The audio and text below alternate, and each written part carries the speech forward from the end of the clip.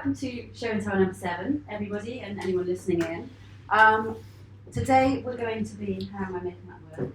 Do it again. That one there. Sorry. Oh, I go to the right. So this is the brief overview of what we're going to be looking at today. We're going to have our Show and Tell sessions, and then we'll be doing our collaborative sessions, which we will show and tell next time round. So first off, I'm just going to have a look at the overall review of where we are and the the survey that we've sent, the national survey that we've sent. We've had more responses, and it's really interesting information that we're collecting.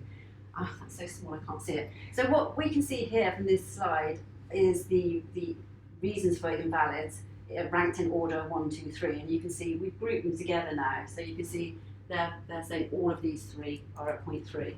And we've now got all of these 4 councils' feedback, so that's really interesting. And I mean, there isn't a pattern there, is there? Well, I suppose site blocks often near the top, fee is obviously often near the top. But different things, I mean, I know Sill is at the top for Lambeth, but it's only a 5th for this one here. But it's interesting information that we're beginning to collect. And also on the survey, we have got various other bits of information that we thought we'd share. Now we've got 4 councils responding, and this is how many applications were invalidated in the following years. As you can see, I'm just saying the titles here, aren't I?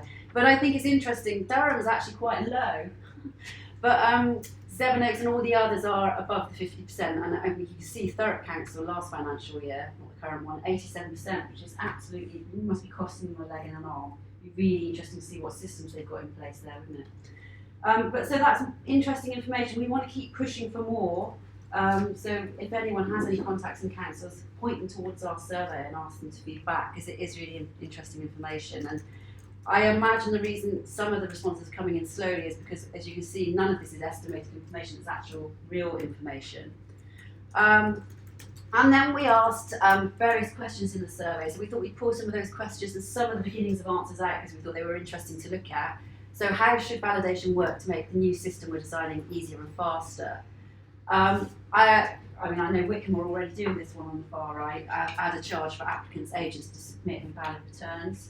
But so various interesting suggestions coming in there. And then our final bit of information that we thought we'd pull out from the survey for this session was looking at, what would your customers voice concerns around? Well, we can all say that we've heard that one, just validate more quickly. But the range and the volume, that's another thing that we're looking at, as you know, for this project, and how can we try and make that easier for them and less kind of like trudging through treacle, as someone said earlier on, but I don't think they were talking about this. And then we also thought it would be useful information because we know there's even with our partners on this project, we know that validation is done either by validation officers, by planning officers. So that's quite interesting. There are other councils out there taking the Camden model, and then there are some with the mixture, and then some that are just, I don't mean just, but that have technical validation officers. So all of that is really interesting information, and we hope to build a really, a much bigger national picture as we go along. But please do, if you have contacts in other councils, ask them to complete the survey for us. So next up on our show and tell is over to Yemi. Yeah. I'm going to hand you over the keyboard.